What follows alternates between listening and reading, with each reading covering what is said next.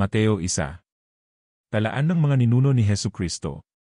Ito ang talaan ng mga ninuno ni Hesukristo na mula sa angkan ni David na mula naman sa lahi ni Abraham.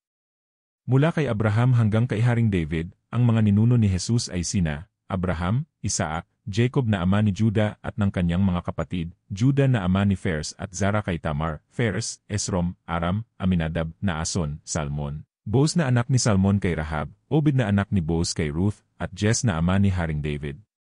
Mula naman kay Haring David hanggang sa naging bihag ang mga taga-Juda sa Babylonia, ang mga ninuno ni Jesus ay sina David, Solomon na anak ni Haring David sa asawa ni Urias, Rehoboam, Abias, Asa, Jehoshaphat, Joram, Ozias, Jotam, Akaz, Ezekias, Manases, Amon, Josias, Jeconias at ang mga kapatid nito.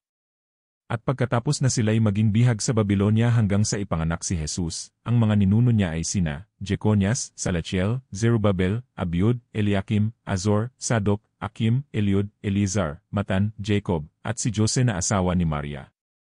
Si Maria ang ina ni Jesus, ang tinatawag na Kristo.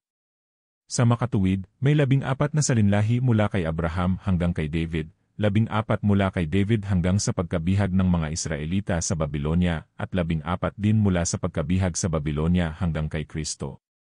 Isinilang si Hesukristo. Ito ang naganap ng ipanganak si Hesukristo. Si Maria na kanyang ina at si Jose ay nakatakda ng magpakasal. Ngunit bago sila makasal, nagdadalang tao na si Maria sa pamamagitan ng kapangyarihan ng Espiritu Santo. Subalit dahil isang matuwid na tao si Jose na kanyang mapapangasawa, at ayaw nitong malagay sa kahihiyan si Maria, binalak niyang hiwalayan si Maria ng palihim. Ngunit habang pinag-iisipan nito ni Jose, nagpakita sa kanya sa panaginip ang isang anghel ng Panginoon. Sinabi nito sa kanya, Jose, anak ni David, huwag kang matakot na pakasalan si Maria, sapagkat ang sanggol na dinadala niya ay mula sa Espiritu Santo. Magsisilang siya ng isang batang lalaki, at Jesus ang ipapangalan mo sa sanggol sapagkat ililigtas niya ang kanyang bayan sa kanilang mga kasalanan.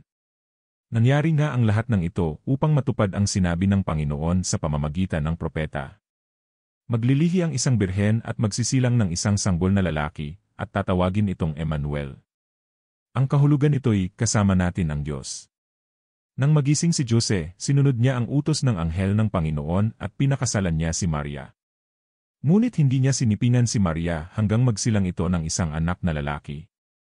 At Jesus na ang ipinangalan ni Jose sa sanggol.